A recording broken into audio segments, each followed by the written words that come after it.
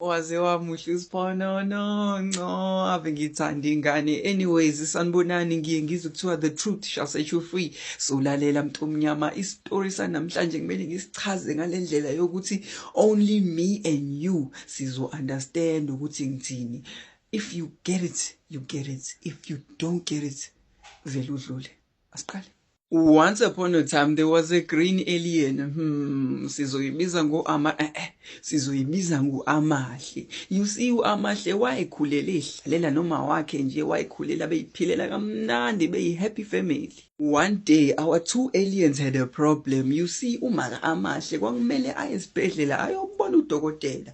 And so she decided ukuthi uzothatha u-Amahle amhambise ukuthi ayohlala no-anti wakhe just for a few hours nje. And so umaka Amahle packed everything esikhwameni sa-Amahle and they headed off beyovakashela u-auntie. You see u-auntie wene-habit yokuhlala nama-alien amaningi lapha endlini awagade. And so u-Amahle wengekanake ukuthi hayibo uma wakhe akekho kuzofica amanye ama-alien kuhlale kube njalo kube mnandi kube lokho. And she would forget everything until kuze kubuye uma wakhe ezomlanda. Umaka Amahle no-Amahle they walked and walked until beze befika ka-auntie. Immediately befika ka-auntie umaka Amahle handed over u-Amahle to u-auntie. U-auntie took isikhwama wathi uzosibeka ekamereni. U-Amahle akahamba ayodlala nezinye izingane. Wena u-Amahle ebona ukuthi kugcwele izingane eziningi of all ages lana ina 10 ina bani all ages wavele waba excited wathi nope ngiyodlala nezingane. They played kwamnandi kwaba njalo all was happy all was great until u-Amahle made friends with two aliens. Lama aliens agangileke avela athi lama aliens nope vela akekho sigadile Amahle hamba nathi let's go play lapha yana emahlathini kuzoba mnandi. And u-Amahle wabona ukuthi no man lama alien madala kunami and afuna ukudlala nami waba excited u-Amahle wathi no asambeni. They walked and walked and walked. U-Amahle eloku eqalaza eloku ebakaza engazi ukuthi uzobukana yekeni because she was so excited. Uyaqala ukuhamba kule hlathi and futhi uyaqala ukudlala nama-alien amdala kunaye ama-alien amhlophe awajwayeleke futhi ama-alien amhlophe. So she was so excited ebehamba u-Amahle eloku eqalaza until they arrived la bethi khona bayodlala khona. Meqalaza u-Amahle la uyabona ukuthi kuthulakele kuzwakala nje kukhala izinyoni. Uyabona futhi kune empty space yabona nje iningi indawo ngidlala kuzodlalwa nje kuzoba mnandi. Immediately after they arrived sebebona ukuthi le ndawo abakuyona i-empty i-secluded akekho umuntu ozobabona akekho umuntu ozozwa anything. I-alien yokuqala decided ukuthi ngeke imoshe isikhathi yalifaka lokuqala ku-Amahle. I-alien yesibili yabona ukuthi okay usuqalile umsebenzi yafaka unyawo ku-Amahle. U-Amahle wawa phansi wakhala. And then lama alien ngo-2 decide ukuthi nope azomgxoba omunye uyagxoba omunye uyayifaka ku-Amahle.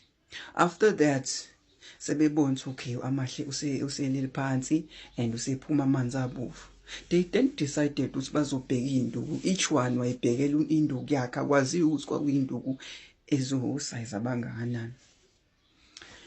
Once beyitholile induku abayiklinanga ihlabathi abayenzanga lutho bavele ba decide ukuthi bazoshutheka. Omunye washutheka ngangibuza ukuthi ushutheke phi. Lo munye wesibili naye waphinde washutheka kwindawo yakhe. After that babeloke beyidlokodla le induku lezi beyidlokodla. U-Amahle wakhala u-Amahle wazwaquleka. Bona they never stopped. Abanendawo sekuphuma amanzi abovu abanendawo ihlabathi abanendawo lutho bayidlokodla lento ku-Amahle. Abagcinanga lapho understand ukuthi lama aliens ethu awu2 amhlophe decide ukuthi umuntu nomuntu uzograbha igoda adonse. Nomunye aphinda grabhe lakhe adonse. Abanendaba ukuthi kubhlungu abanendaba ukuthi kuphuma amanzi abovu abanendaba ukuthi bashiye induku la bayishutheke khona. Yes, induku bayishiya la bayishutheke khona sebebhorekile ukuloke bedlokodla. So omunye ubeyifaka omunye ubegxoba omunye ubeyishutheka induku, wedwa uyishutheka ngemuva, uyishutheka ngakephi kuyena, omunye ubeyibamba igoda donsi. Until uAmahle, our green alien, waquleka. After that, they then decided ukuthi okay vele mhlawumbe use-analyzile abazi abanendaba bavele bathi hayi abamchamele. So badecide ukumchamela umzimba wonke. Uma sebemchamelile base bamshiya kanjalo-ke baphinda back ka-anti ba-pretend engathi akwenzekanga lutho. After hours and hours uAmahle eshiyiwe ehlathini, u-anti kaAmahle finally realized ukuthi hayibo it's been so long uAmahle ngamboni. She went to go and ask white aliens ukuthi kwenzekalani manje, khona i-green alien engayiboni. Lama white aliens wonke athi hayibo asazi simbonanga. Wabheka u-anti wa-realize ukuthi hayibo uAmahle ngempela ngimboni. And then she decided ukuthi uzofonela amaphoyisa. She decided ukuthi uzokubiza wonke umuntu emphakathini. It was a big search sekubhekwa uAmahle. Let's go back, asibuyele emuva. The case involving i-alien yethu e-green ena understand ukuthi behlala eCleveland, Ohio, and it was reported ukuthi bayilimaze in every way and baphinde futhi bayidlisa ama-grapes. Understand ukuthi konke lokho kwenzeka mid-September, a few months ago, yes. Kodwa manje lonto yazi yavela on the news ngo-October. Hlakanipha-ke mntomnyama and understand ukuthi uAmahle baze bamthola ngoba elilodwa lalama alien amhlophe la decide ukuthi lona lizohamba liyotshena umawala ukuthi nope kade sidlala senza ukuthi nokuthi vele siyenze kwi-alien e-green so anginenkinga.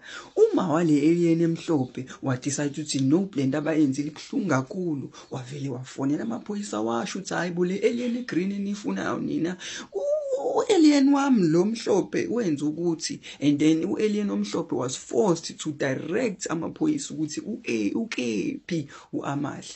The minute bemthola uAmahle wayephumela amanzi abovu and uAmahle wayekhathele, uAmahle equlekele, uAmahle elenga induku nje emzimbeni. And so they took uAmahle quickly, bamfaka kwi-ambulance, they rushed uAmahle i-green alien yethu esibhedlela because every second counted, kumele aphile. Right now bazama ukuvula icase, le case abayivulayo bafuna ukwenza sure ukuthi bathola ijustice for i-green alien yethu uAmahle because lento eyenzeke kuyena ibhlungu, but for some reason amaphoyisa, for some reason enkantolo, they keep suppressing leli cala, abafuni ikhulunywe ngayo ngisho nakwi-media. They don't want abantu ukuthi bazi ukuthi kwenzekeni kwi-green alien yenziwa ama-white aliens. For some reason iyacindezelwa le case, asazi why, asazi.